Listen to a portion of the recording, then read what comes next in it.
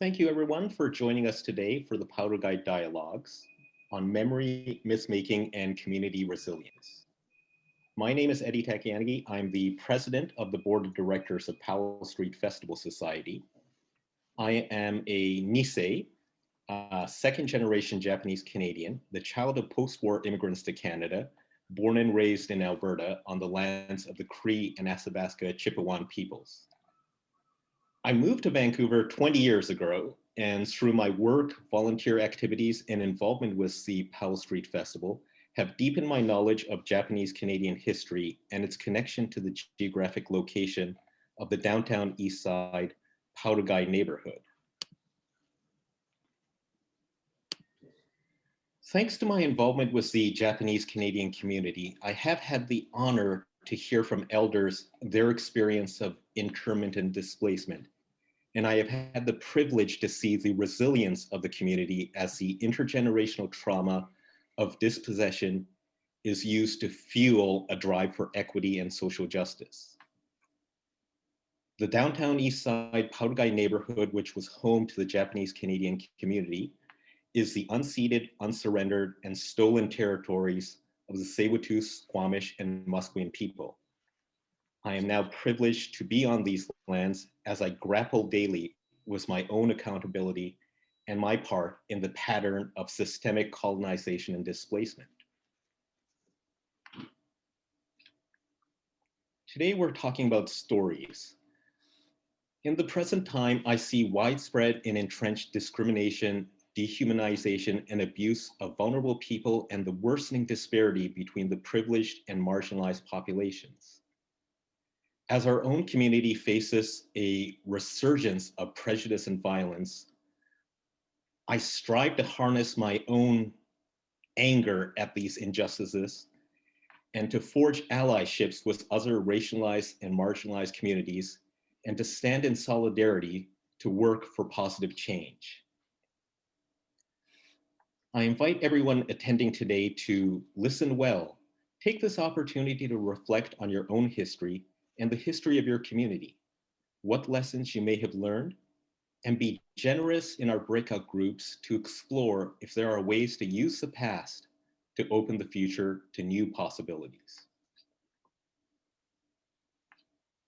So this Paueru Gai Dialogue series is made possible thanks to the financial support from Hapa Collaborative, SFU's David Lamb Center, Canada Council for the Arts, BC Arts Council, the City of Vancouver, individual donors, and in-kind support from the Bulletin Magazine and Element IQ. Before we get started, some housekeeping notes. We are recording the guest presentations, and these will be available on Powell Street's YouTube channel afterwards. You can turn off your camera if you wish to remain private. There will be a Q&A session after the panelists' presentation. Please write your questions in the chat box. Also, I want to stress our priority today is to hear from everybody during the breakout groups. We are inviting you into a circle, but we have contextual and technological constraints, so we've asked the facilitators in each group to be a bit tough with time management. We apologize in advance. Should you wish to share more thoughts after the event concludes, we've set up a discussion page on Facebook. You will find it on the Paueru Gai Dialogues event page. You can also email us at info@powellstreetfestival.com. So now the presentation. Our host today is John Endo Greenaway. John is a self-described Hapa Sansei who lives and works in the Metro Vancouver area. Born to a Japanese Canadian mother and an English-Irish Canadian father, he has spent the last 60 plus years trying to figure out where he fits in. He says he'll let us know when he does. In the meantime, he toils in the cultural mines as a graphic designer, taiko player-composer, and as managing editor of The Bulletin, a journal of Japanese Canadian community, history, and culture. In 2017, he co-authored the book Departures, The Expulsion of the Japanese Canadians from the West Coast, 1942 to 1949, that he began many years ago with his mother, Fumiko Greenaway. The book reflects his current interest in the poetics of memory as it relates to the internment. Please welcome John, everyone. Thank you for that nice introduction. I'm very honored to have been asked to lead this session today, and I'll do my best not to embarrass my family. So I'm going to share my screen here so we can get started.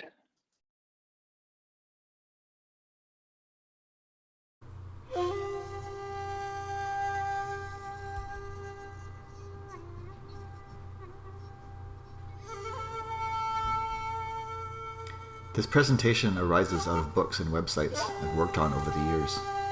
It comes out of my time editing the Bulletin magazine, a position I inherited from my mother 28 years ago. It is also connected to an ongoing project I've been working on. This is my interpretation of our inherited collective history. All errors, omissions, and generalizations are mine. So let's get started. I have 15 minutes to get us from here to here to here, where I'm calling in from the unceded traditional territories of the Musqueam, Squamish, Tsleil-Waututh, Coquitlam, and Stolo First Nations. How did we get from there to here, from yellow peril to model minority? From the nail that sticks up gets hammered down to the squeaky wheel gets the grease. Maybe 1871 is a good place to start. 150 years ago, when the white minority in the British colony of British Columbia negotiated a terms of union with the Dominion of Canada and joined the Confederation. At the time, the population of BC was 70% Indigenous, 25% white, and 5 or 6% racialized, mostly Chinese with a small black population. It was during this period that small numbers of Japanese men began landing on these shores, newcomers in what was essentially a white man's province.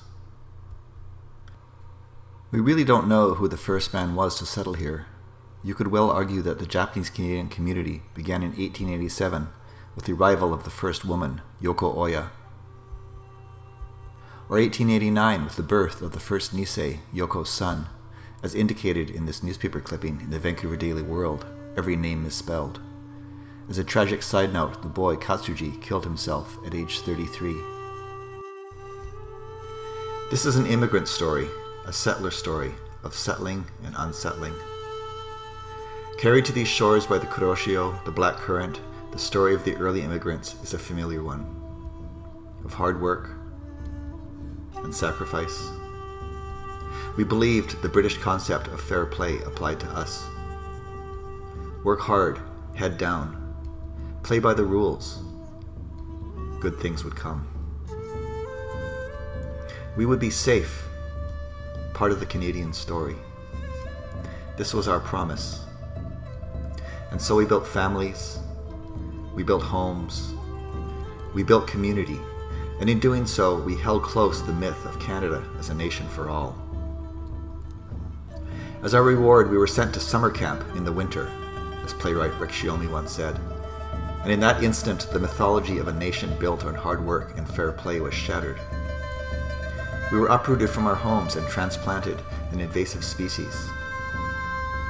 In road camps and sugar beet farms, in these ghost towns and empty fields, we created new homes, raised our families, shielded our children from the pain of our loss, our betrayal, and our shame.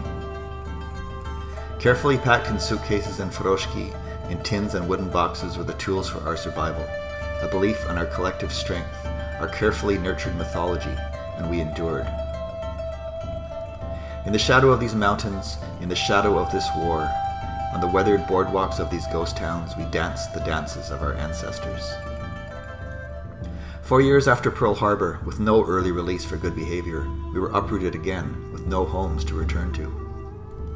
Some drifted east to Toronto, Montreal, Hamilton, Mississauga. Those who did not swear loyalty to Canada by moving east of the Rockies were deported to Japan, a country many had never seen. For those who remained, Issei and Nisei leaders made a decision to assimilate, to fade quietly into this new landscape. And so began the slow reimagining of lives.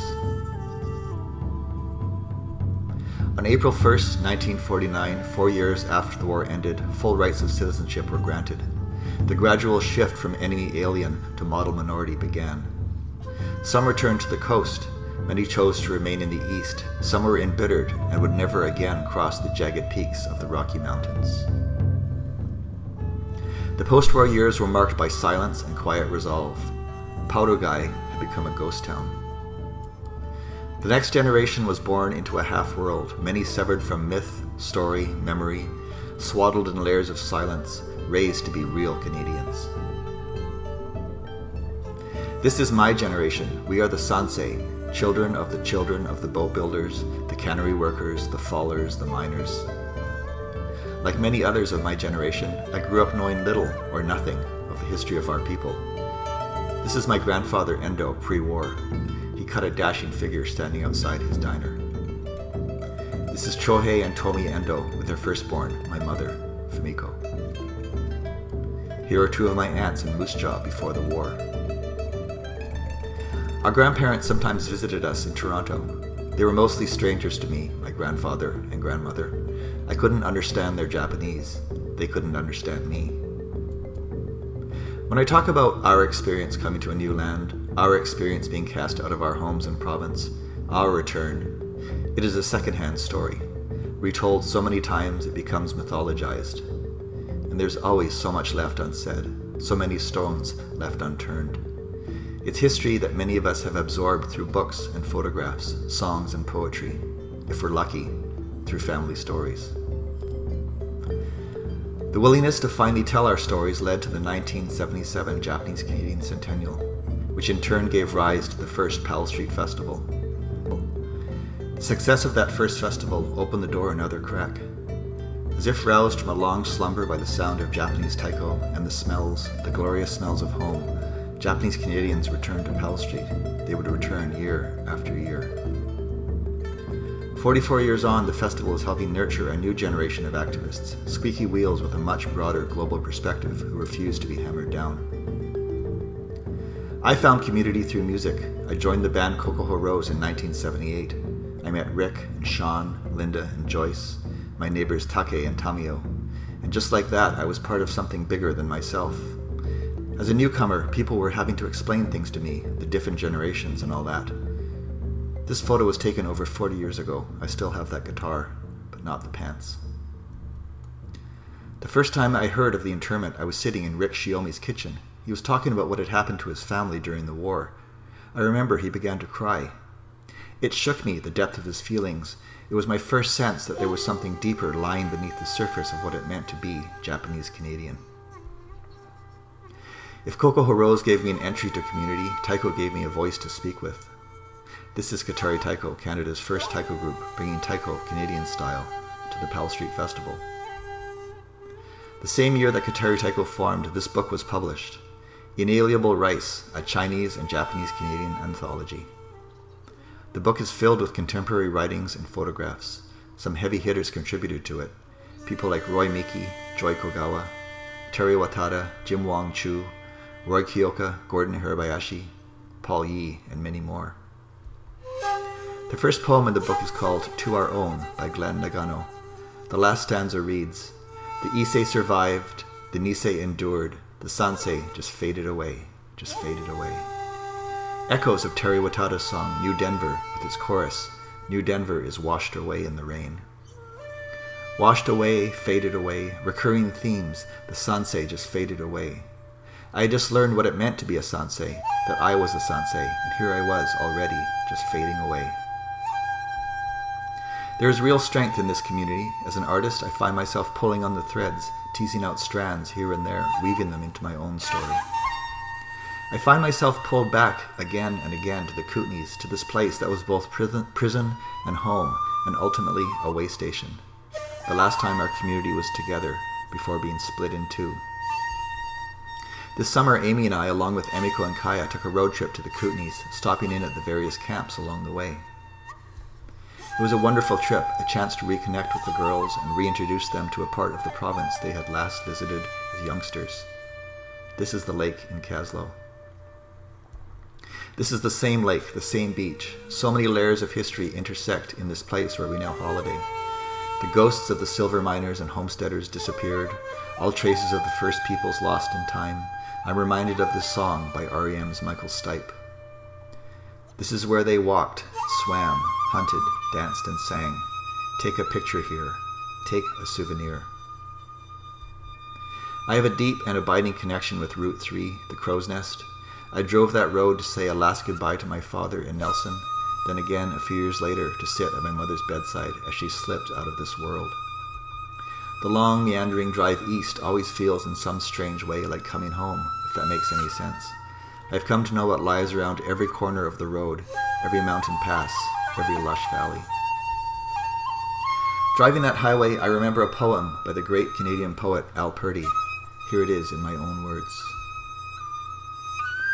Say the names, say the names. Like a gust of wind blowing in off the Pacific, over the strait, the empty husks of Powell Street. Say the names. Hastings Park, the livestock buildings, through the fallow fields of the Fraser Valley. Say the names. Beyond hope, follow the Crow's Nest east. Say the names half remembered. Tashme, Greenwood, Slocan, Lemon Creek. Say the names. New Denver, Sandon, Caslow, Lillooet, Bridge River, Minto. Say the names. Say the names. In my work on a book for the Paueru Gai Society in New Denver, at the end of that road, the members are all but gone. I am reminded of the fragility of memory and the debt of memory we owe.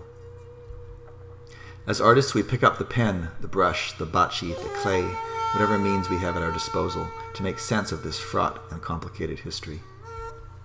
In the Paueru Gai book, I found this quote by Ruby Truly. At first, the orchard sky would seem to fill with whispers, and then, through the years to come, the whispered sounds would slowly descend, like the leaves in the garden at the Nikkei Internment Memorial Center, to rest in the shape of its dry riverbed for all to consider with wonder. In the book Kinds of Power, James Hillman says, mythical grids are figurative, personified. They are found most easily in the arts, drama, painting, sculpture, poetry. Perhaps it's no accident that Roy Miki, one of the key architects of redress, is a poet. Spots on the horizon, gray-blue lines, mountains in your mind. Scattered ranges where waves peak and break. In my village, stories are sent by telepathy. Sad to see this has rendered us bereft of speech. From Saving Face, 1991. On our trip east this summer, I brought along the latest book by poet Michael Pryor. Here's an excerpt from one of his poems that accompany us on that trip.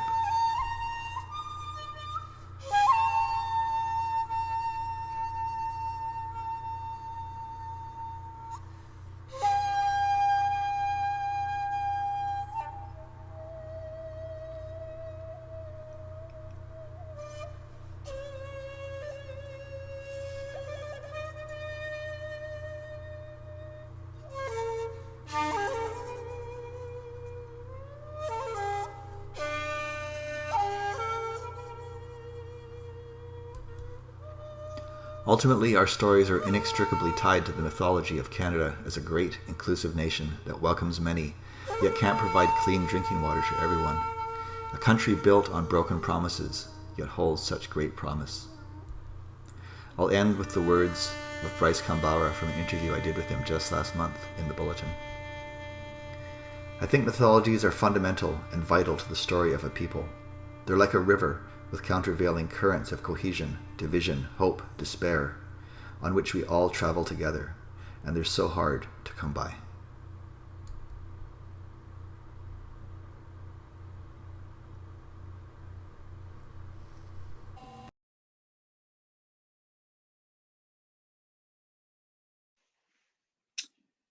So, this quote from Bryce really stuck with me, and I'm so pleased to be able to welcome Bryce as our first panelist today. Bryce has been toiling in the cultural minds of Southern Ontario for over 50 years. He's a practicing artist, a curator, and proprietor of the Yumi Gallery in Hamilton. Bryce is one of 8 very deserving recipients of this year's Governor General's Award in Visual and Media Arts. And with that, I will turn it over to Bryce. Oh, thanks, John. That was a really lyrical piece that you just presented. And it was so nice to see photographs, Tamio Wakayama's photographs inserted in there as well. This brings back a lot of stuff. Okay. Some Japanese Canadians were aware of being members of a model minority long before the term was coined. And while model minority may once have been deemed a positive designation by the mainstream majority and by us ourselves, its characteristics had already begun to be questioned in the 1970s by some restive sansei, almost as a coming of age act of dissent. The perceived Nisei characteristics of compliance, deference to mainstream values and attitudes, the Shigataka-nai response to adversity, were not necessarily seen as positive attributes. Since then, the connotation of the term has been supersized by the extent of our assimilation, our upward social mobility, and the dramatically short arc of our historical experience, from racist discrimination to the internment to redress. But along the way, we lost language at an accelerated rate. Most sansei intermarried. We lost culture, and we lost community.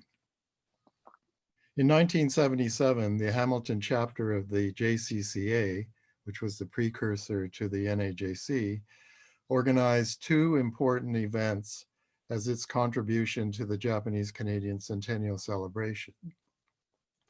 The first was the War Measures Act conference, which Dr. Art Shimizu passionately spearheaded, pulling the rest of us in the community into thinking about issues that were a prelude to the redress campaign, issues of political injustice and restorative justice and action that only a very few JCs at that time were seriously thinking about.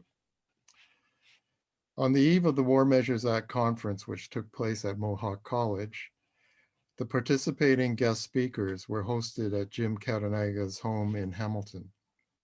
I can't recall them all, but among them were Ken Adachi, a friend of Art Shimizu, who at the time had not yet published The Enemy That Never Was, Shizue Takashima, the author and artist of A Child in a Prison Camp, Dr. Walter Ternopolsky, a political historian from University Windsor, and Art even managed to bring in well-known CBC News journalist Laurier Lapierre as MC and moderator.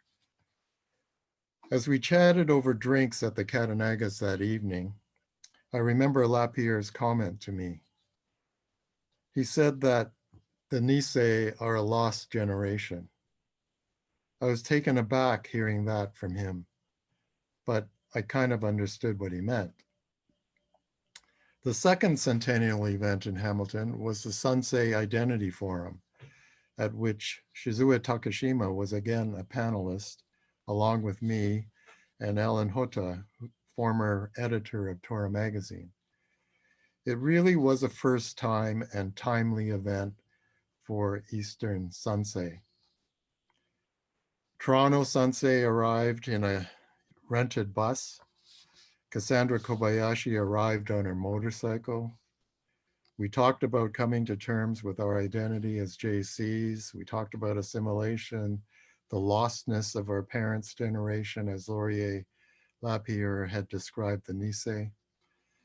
When it was her turn to speak, Shizue Takashima, diminutive and recklessly outspoken at times, declared, "What we need is a Japanese Canadian rapist." It was outrageous, and it was so typically Shizue Takashima. A couple of weeks ago, I watched a TV Ontario program on which a panel of psychologists and psychiatrists talked about intergenerational mental illness and their current findings on the effects of collective trauma. They spoke about the long haul impact of Holocaust, residential schools, American slavery. One psychologist had studied a group of Dutch children who were separated from their parents during World War II and had suffered common physical and psychological symptoms to this day.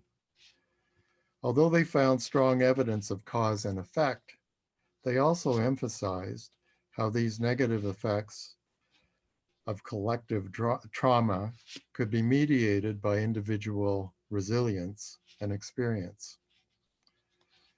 And also, and this is interesting, also by a kind of collective response to the trauma by changing, a collective response to the trauma by changing the environment, a collective remediation. I immediately thought of the Nisei and how their attitudes and actions in rebuilding their post-war lives had achieved a level of acceptance and success that grants us, of succeeding generations, the luxury of making the choices in life that we do.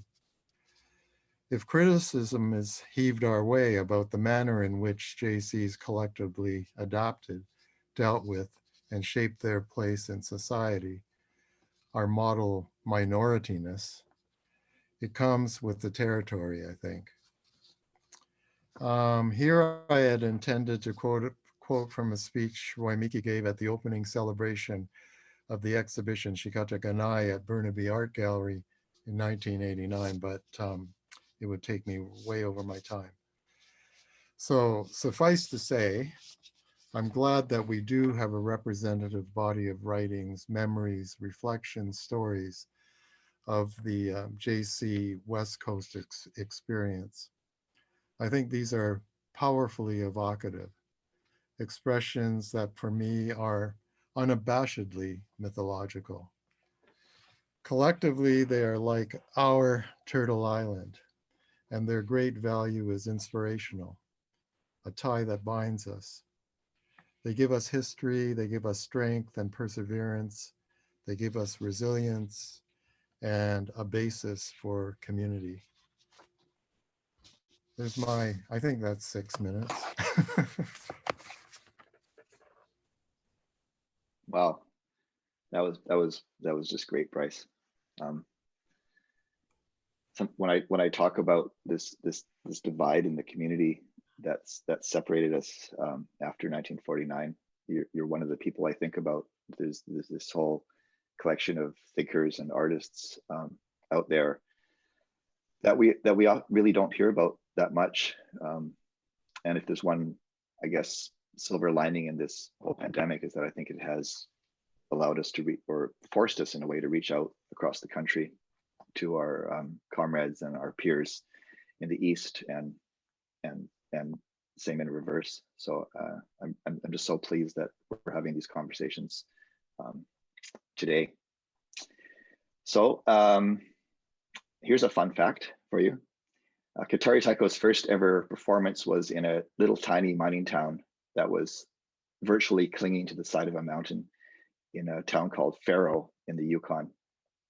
The town was just a mining town. There was nothing else. And they had a couple of twin otters and they flew in some Vancouver sushi chefs, and the entertainment, which consisted every year they would have a theme, and this year was Japan. So they flew in Takeo Yamashiro, who many of you know from Tonarigumi, but I knew as a shakuhachi master. He was actually the man who introduced me to community. Koto master Teresa Tabo and Katari Taiko. This was our first ever gig. And a group called the Tatsumi Ryu Japanese Dancers. And our next panelist, Sherri Kajiwara, confided to me a couple of years ago, out of the blue, for no apparent reason, that she was one of those dancers in that troupe on that tiny mountain side when we first, opened up our voice and Katari Taiko became a public performing group. Like Bryce, Sherri has been involved in the arts for many, many years.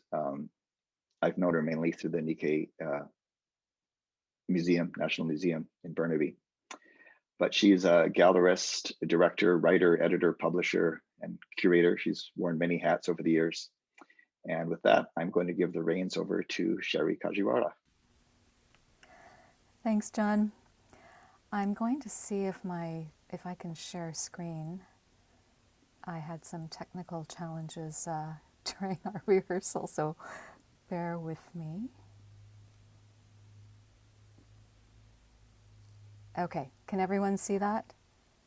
And does it look okay? Yeah. Excellent. Okay. Yay. We have liftoff. So thanks, John. The Nikkei National Museum is located on the traditional, ancestral, and unceded territories of the Coast Salish peoples, and in particular, that of the Musqueam, Squamish, Tsleil-Waututh, and Coquitlam First Nations in Burnaby, BC. Everything we do at the Nikkei National Museum is about learning from our past, facilitating connection with our diverse community, and always being open to new possibilities.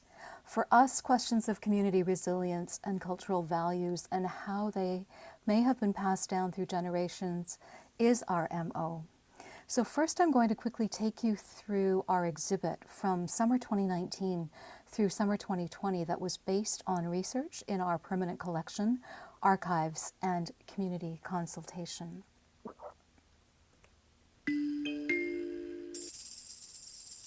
Can everyone hear the music? Yep.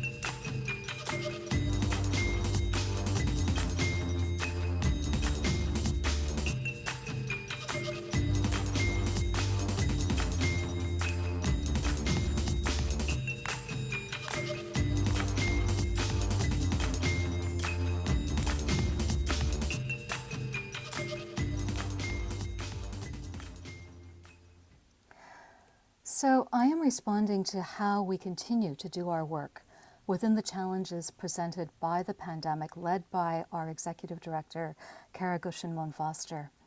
We have an incredible team dedicated to a mission that was established by our first Director-Curator, Grace Aiko-Thompson, over 2 decades ago, and maintained by our board and staff over all these years. That is to honor, preserve, and share Japanese Canadian history and heritage. We do this through exhibits, a professional archive, research center, programs, and museum shop. When the pandemic hit, our operations manager, Tricia Roberson, who I think is in the audience today, who is on the far top right, was only 2 months on the job. She remarkably found us tools for online communications, remote access into our servers, and kept us all on track with ever-changing pandemic protocols. But as the weeks turned into months and now a whole year, it's only with the, oops, I'm stuck, hold on. There. It's only with the dedication of our team and on-contract support that has allowed us to innovate digitally and not lose momentum on urgent projects.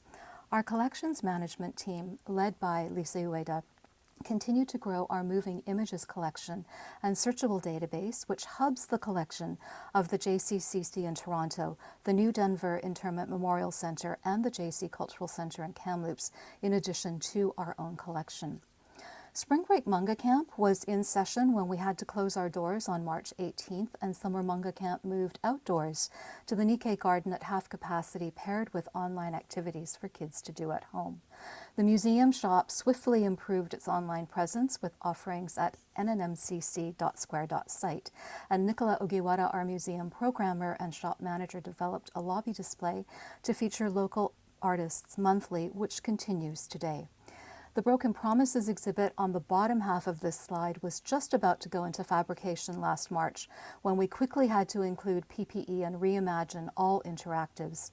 This exhibit opened last September without the usual in-person fanfare, but our virtual event streamed on YouTube reached almost 5,000 individual views, and we know many watched in groups. That far exceeds any numbers we've reached pre-pandemic. If you go onto that URL at the bottom, I don't know if you could read it, but it's basically center.nikkeiplace.org/exhibit/broken-promises. You can download the free e-catalog, self-guided tour app, listen to watch the recording of the opening, and soon there will be a Broken Promises Digital Journeys education kit available for free. The exhibits in the top frame, located on the Gordon and Kyoko Kadoda landing, include treasures from the collection cases and Lost and Found. That is supported by Metro Vancouver, Fred and Linda Yada and family, Henry and Yvonne Wakabayashi and family, and the NNMCC Auxiliary. Last week, we went live with a major online exhibit called Righting Wrongs through Digital Museums Canada, and Endo Greenaway also worked on this with us within a creative team led by Suzanne Tabata, a digital media corporation called NGX, and our education coordinator, Carolyn Nakagawa. This is based on a foundation of research from Landscapes of Injustice, a 7-year research and public history project that we've been partnered on. And like many of our exhibits, it was a community-engaged effort. It's a visually beautiful site embedded with several personal videos, and it has a searchable primary source selection of letters of protest written by our community in the 1940s. The landing page, actually, it looks like the background. I've overlaid Laura Fukumoto's snapshot. She's one of the videos in the exhibit. This exhibit will remain up online for the next decade. And we have been expanding our repertoire of publications. Here's a sampling. I don't know if you can see in the right corner Nikkei favorites, and below that Picture Brides, but they are literally hot off of our digital press and available for free download from our website. And a new offering in 2020 is our Family History One-on-One sessions, where you get research archivist Linda Kawamoto-Reed's uninterrupted attention for at least an hour. The uptake so far has mainly been from Yonsei across the country, but if you are curious about your Japanese ancestry, I encourage you to book with Linda. And as with any nonprofit, we need support for ongoing work. We encourage you to sign up for our e-news and shop online, as proceeds support exhibitions, education, and public programs, and our archive collections department. So new possibilities that we are pursuing are a heritage walking tour of the Marple neighborhood, where many JCs lived pre-war in Vancouver, new podcasts, and our summer exhibit is Iron-Willed Women in STEM, borrowed from Ingenium, featuring pioneering Japanese-Canadian scientist Irene Uchida. And I just heard this week that Landscapes of Injustice has been awarded an Outstanding Award in Education, Communications, and Awareness category from Heritage BC, and named partners include the JVJCCA, Tonarigumi, the Vancouver Japanese Language School, and our Nikkei National Museum and Cultural Centre. So I encourage you all to please keep in touch, and thank you for listening.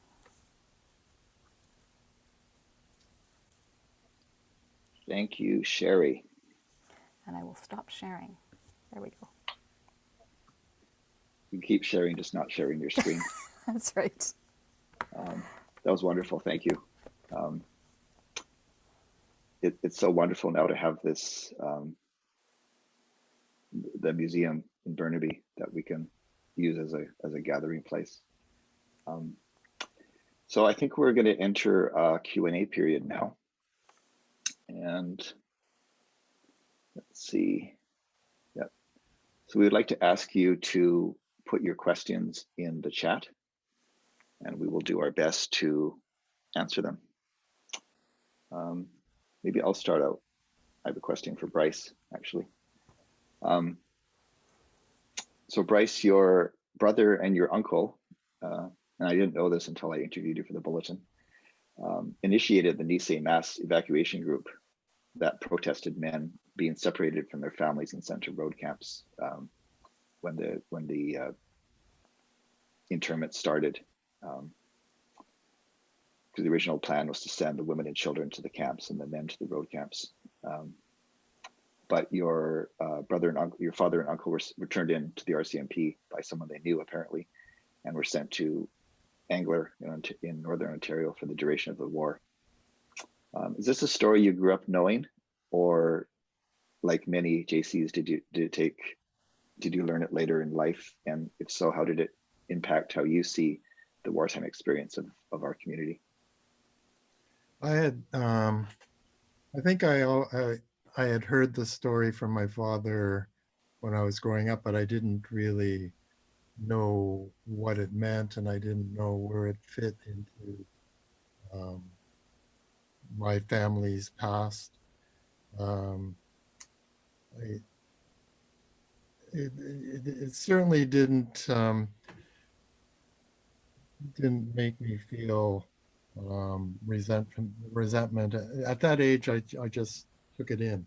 I think it was part of the overall slow seeping in of all that information as I grew up.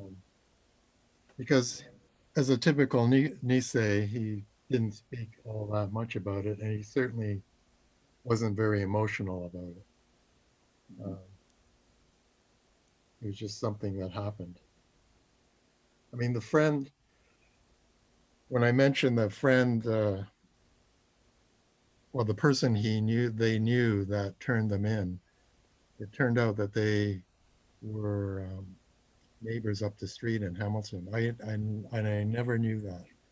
And I played hockey with his son, and his father. My father never mentioned it at all. It just came out actually in recent years.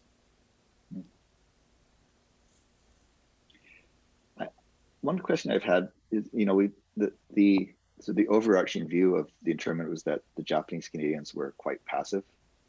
That's one word that's been used, right? That they generally went along with the government's orders without too much complaint. Although I'm sure there was a lot of complaining in the background. I'm wondering how the community at large, sort of the mainstream JC community, saw the Nisei mass evacuation group, like whether they saw them as people standing up for their community or they were just basically troublemakers. Do you know, either Sherri or Bryce? I think at the grassroots, I mean, people were really supportive. They held rallies and signed people up, signed and had petitions in Japanese and in English that people signed, protesting the government's actions. And as I mentioned in that little interview, that they were supported by being housed and when they were trying to avoid being caught by members of the community. But they were also threatened by Maury's gang. There's a story of how my uncle went to confront Maury and wanted to meet with him, but one of his henchmen came out and told him that if he persisted, that they would have his life. Whereupon some fishermen in Steveston who were supportive of the Nisei mass evacuation group gave my uncle a small sword to protect himself. And he brought, I've heard my grandmother talk about how he brought it home and didn't want it, and my grandmother hid it somewhere. but the official organizations, like they were both, he and Tanaka were my uncle Yukio Shimoda and Tanaka, who were the leaders of the Nisei Mass Evacuation Group, were actually members of the Nisei Council, and they were kicked off because of their position. See, these are the stories that we need to keep alive. This is the first I've heard of, not that I'm a historian, but this is the first I've heard of this side of our community. It's fascinating. So we have a question. Oh, things are coming hot and heavy here. So this is a question from Norm Leach, from Lillooet, I believe. How do we prioritize the many injustices of racism, sexism, culturalism, classism, fascism, et cetera, in a world that has been colonized and recolonized continuously by various colonizers for millennia? It's a pretty big question. I'm not sure that any of us are qualified to answer, but maybe. Well, I don't know that it's about prioritizing. I mean, those are all equally valid injustices. From the museum, we start with the story we know and that we are mandated to preserve and share. So we start with the JC narrative, but of course, especially today, it intersects with global issues. So I think the priority is injustice. And the 7-year project that we just finished, Landscapes of Injustice, was just one facet, the dispossession that happened to the Japanese Canadians. So I think the priority is for injustice, and then how you prioritize that is wherever you are. You start wherever you are. Yeah, thank you. This reminds me that we need to, it's in the chat, but we wanted to share that there's the JCCA, who publishes the bulletin, have been running this series of an online series focused on anti-racism. And the next session coming up on April 10th is anti-racism in Vancouver's downtown east side. And that'll be from 1 to 3 on the 10th. And it'll feature 2 Powell Street's advocacy and outreach members. So I hope that people can join us for that. Okay, David Iwasa says, isn't the Angler camp somewhat of a contradiction in that we have those who oppose the forced move and internment, plus those who were the Gambadia who supported the Imperial Japanese were placed in the same place?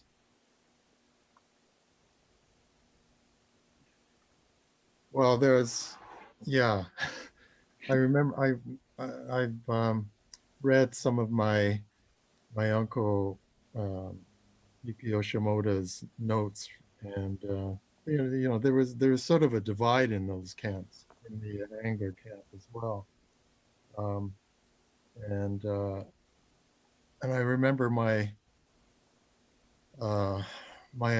other uncle, who was also imprisoned there, when he left a little bit early, so that he could go to work in southern Ontario on the farms. The Issei nationalists, Japanese nationalists, wouldn't shake their hands, when they left.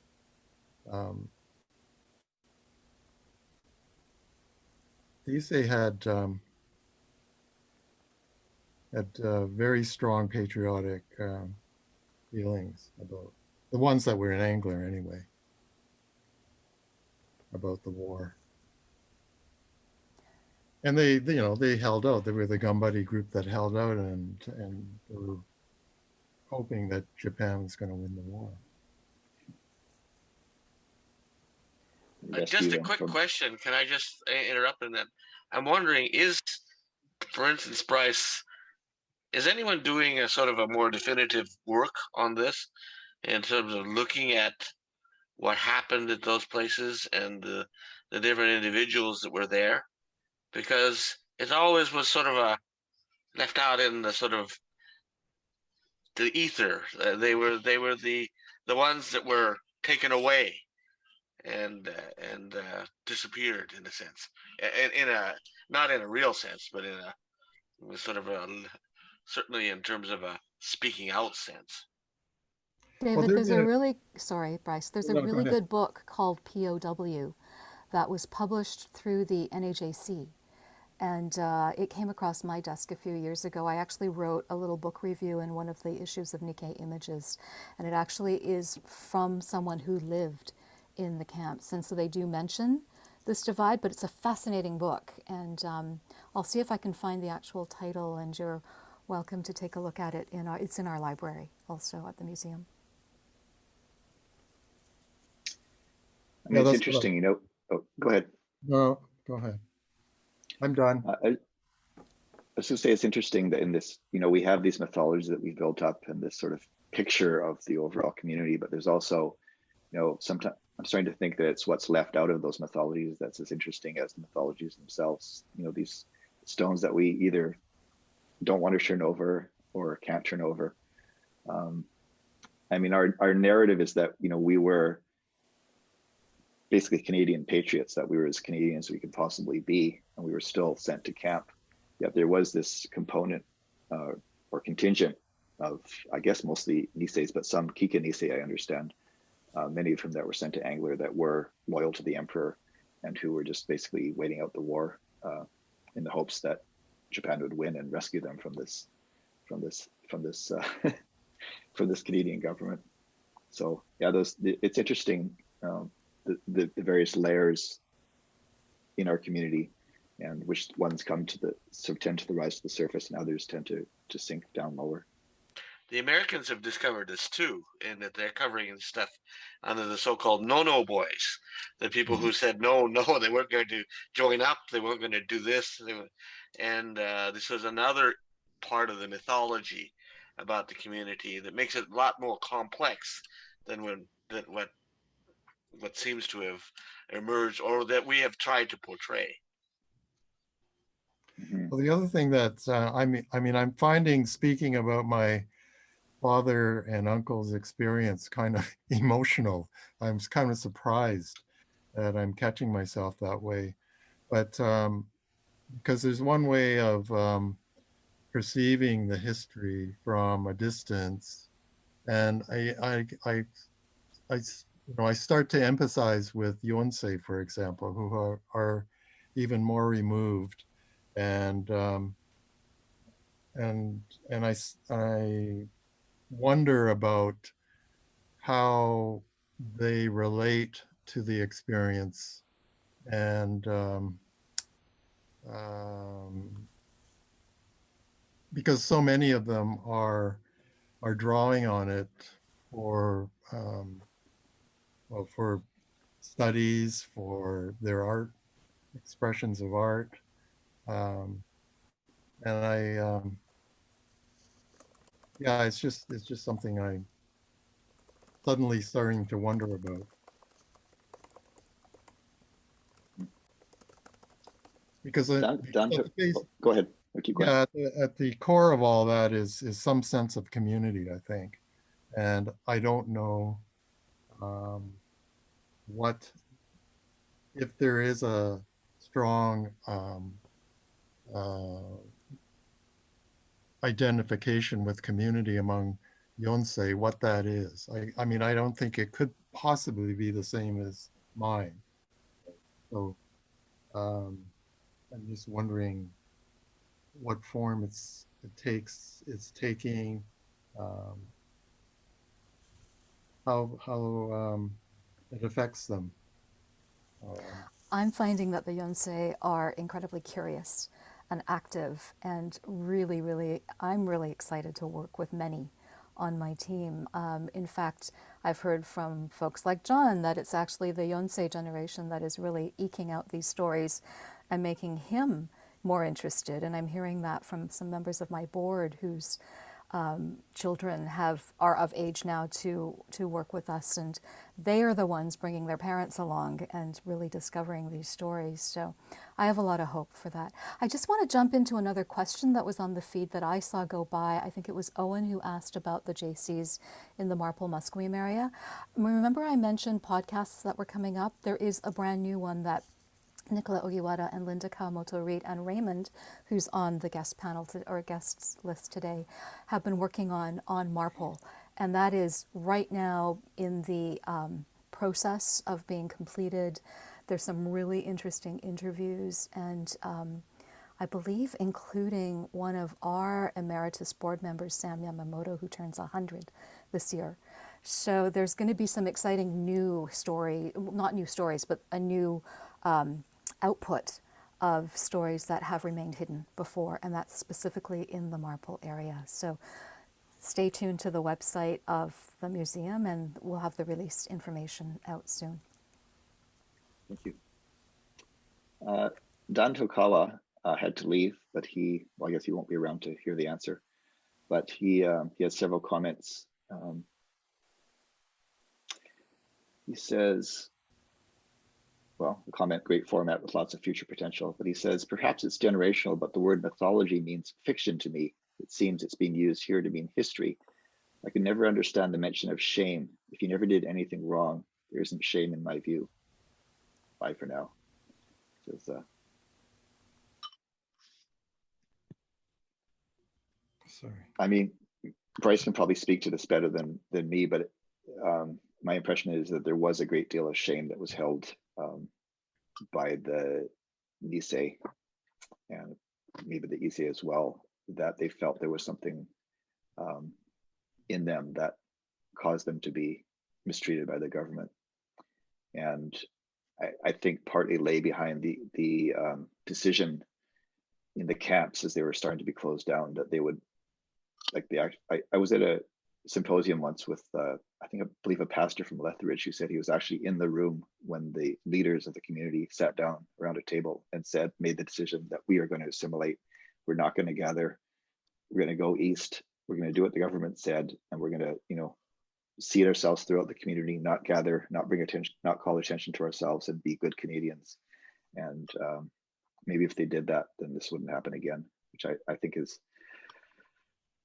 understandable in some ways, but also heartbreaking. I wonder if either Bryce or Sherri could speak to that sense of shame. I'm not so sure it's shame. Barry Broadfoot's book was titled, what, Years of Sorrow, Years of Shame. But I can't recall how he got that second part, the shame part. I don't think, generally, I just don't think shame really is an applicable term. It was certainly wonderful when redress was achieved, and many people said that the yoke of second-class citizenship was lifted off their shoulders. But I don't know if that was shame. I like to think that there was no shame. That the Japanese Canadians, Issei did what they did, and they knew full well what they were doing. Whether it was Shigata Ganai and get on with it, looking forward to the future of their kids, that education was so important, and social mobility, upward social mobility was important.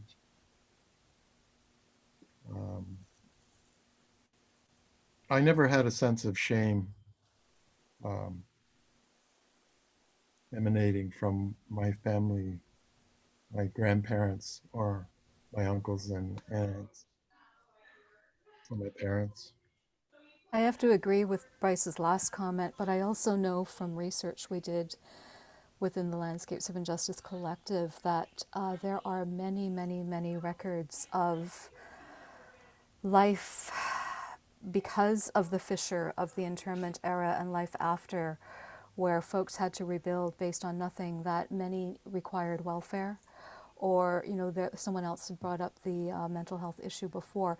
And these are very real traumas, but no one spoke of them. So I'm sure that there was internalized shame or embarrassment related to that, and because they didn't want to speak about it. But I have to say, from my own family experience, that I never got a sense of that either. And it was really more of the let's get on with it. And the silence that I felt in my family was more because folks were just focused on being Canadian and on life. And it really is only since I've been working at the Nikkei Center, and my very first contract here was a decade ago, that I've been able to start unpacking these and even eke out some of these stories from my family. And I never got a sense of shame from any of those stories either. We have to head into the breakout rooms in a minute or two. I just would like to read a couple of comments. As a Yonsei, being mixed race was always what I believed to be the Canadian way. Assimilation is the reputation of a model minority. I've come to realize the JC community is a subtle deviation of traditional Japanese culture, and I appreciate all that is being done to highlight and reveal our history. And one last comment, I'm very concerned more about the future of all Nikkei as Canadian. Yes, we should remember the past history of Japanese Canadians. However, at my age today, born in the year 1944, I worry about, now we know the Japanese Canadian history with the information, what we as Nikkei as a whole should do, that our Japanese Canadian history should never repeat again. It is most important for me. And with that, I think we're going to head into the breakout rooms. I have no control over this, so I'm going to hand it over to the powers that be, and we should find ourselves into these rooms. And then after that, we're going to reconvene back here as a group and go over some of the questions that came up in these rooms. And yeah, so here we go. So we were group one, and many thanks to Howie, Norman, Janice in my group. And here our question, I guess we're just sharing our question, right? So we had a lot of different questions. So here's our question for the group. Thanks everybody. It was a really great discussion. Question. Do kana. Do kana? I'm not even sure actually. I'm still saying it wrong. Sorry. Okay, thanks. I think I'm next. Also thanks to my group. And the question we came up with, who else do we need to stand with to lend support to others experiencing injustice? If people could put their questions in the chat, that would be great. Thank you. Great. So, hey everyone, thank you to my group, Kevin, Dana, Heather, and Raymond for a lively discussion, quizcussion. And the question that we have many great ones, but the one we settled on is how do we take our knowledge, our stories, as well as knowledge of stories of other communities to find connections and make a better world?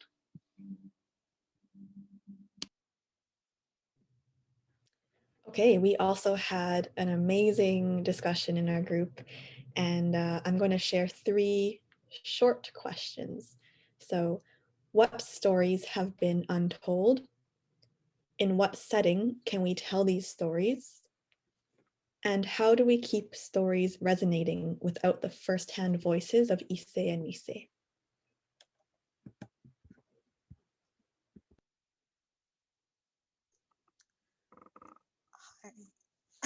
Group 5, we have many artists in my group, and Bryce was one of them that joined us. So very rich discussions, and specifically about how do you see the work of younger generation of visual artists effectively dealing with these histories that we talked about today, and how has it shifted generationally between older and younger generation. Another question posed by Kayla that was also widely discussed was how does the chain of not talking about the history impact the future generations?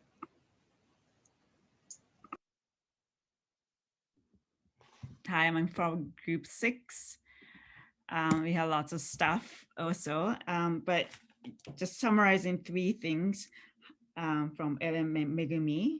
How can we tell or learn stories of your family histories and trauma, including the ones from Canada as well as from Japan? What still needs to be healed in your family? And how can we politicize ourselves and stay connected, stay involved in activism? Thank you. Hi, I'm from Group 7, and thank you very much for Derek, Tricia, Vivian, and Laura. I will remember your beautiful story sharing of your family for a long, long time. Thank you so much. So this is our final question. How can we keep passing our history and learning to next JC generation and other marginalized community groups? Thank you.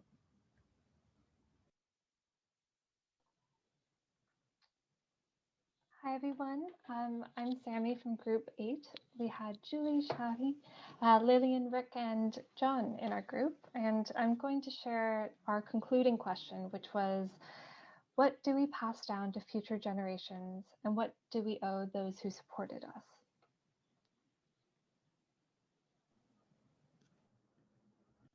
Hi, my name is Eli, and from Group 9, the question that we were all kind of coming together around was, how can we find a way to deal with history that can help us deal with the problems that we have now and also looking towards the future? Hi, I'm Akira. We actually had a lot of great questions. One of the ones that was really heartwarming for me to hear is, how do the Yonsei feel about themselves? What can our Japanese Canadian stories give us as people? How can generations connect with each other? What was lost with Sansei marrying people who are not Nikkei? And just curious about Tajimi and the history and what that was like for people.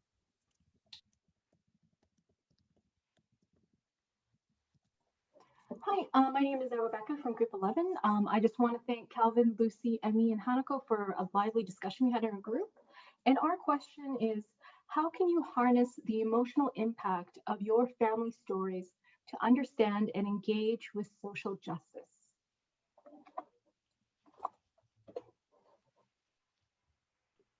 Hi, I'm Shayna from Group 12. And our question was, how can stories lead to social change? And are there accessibility issues that need to be addressed to enable story sharing?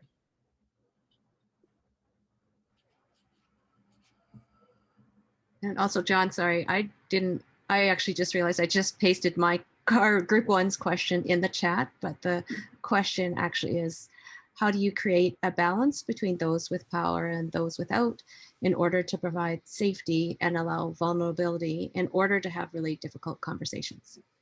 Thanks. Great. So I think that's the end of the questions.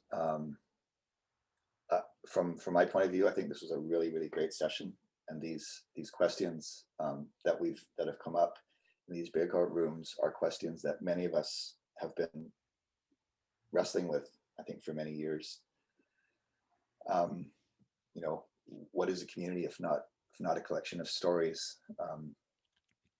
And one thing I've been talking to others about recently is, you know, how the Sansei, you know, were children of the Nisei who had their experience, and the Sansei, we've had their experience. So we were the children of the Nisei, and then the Yonsei are, you know, the children that we've brought forth to have their own perspective. And it's important that we share, for those of us of my generation, that we share with our children what we can of our strengths and our struggles, what we've been through, in the hope of creating a future that that they feel a part of, and a past that they feel a part of. And I think this is, I think we're at the end of our, I think we're at the end of this the official formal part of the session. And I need to mention, I put it in the chat, that the fourth session coming up on April 24th, which I hope that you will all join us for, is called Multiracial Coalitions for Housing Repossession on Indigenous Lands. So, you know, I think a lot of the questions that came up with today, or some of the questions are how do we engage, not only keep our culture and community alive, but how do we engage with the wider community? And the one thing I brought up in our session was that after redress, there was this narrative that as people who had gained a lot of support from other communities and other groups for redress, that we then had a responsibility to not just take the money and run, but that we hold that responsibility in our community as we move forward. And I think that's maybe been lost a bit over the years. It's, you know, it's 1988 when redress was achieved. So I think we need to keep that, you know, with us as we engage with the world and not just sit in our little JC bubble. So I think the formal part of the afternoon is coming to a close. We do have an after party.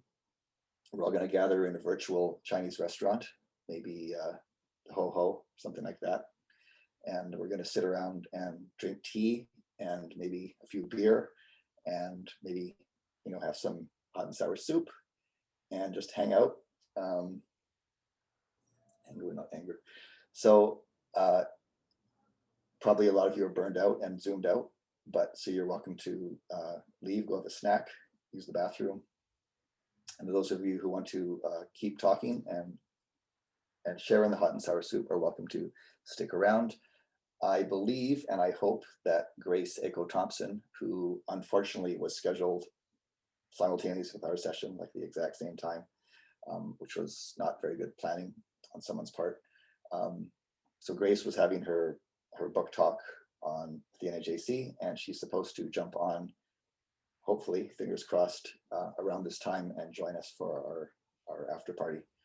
So yeah, so I think those of you who need to go can go, and those of you who would like to stay, we'd love to have you stick around and we can chat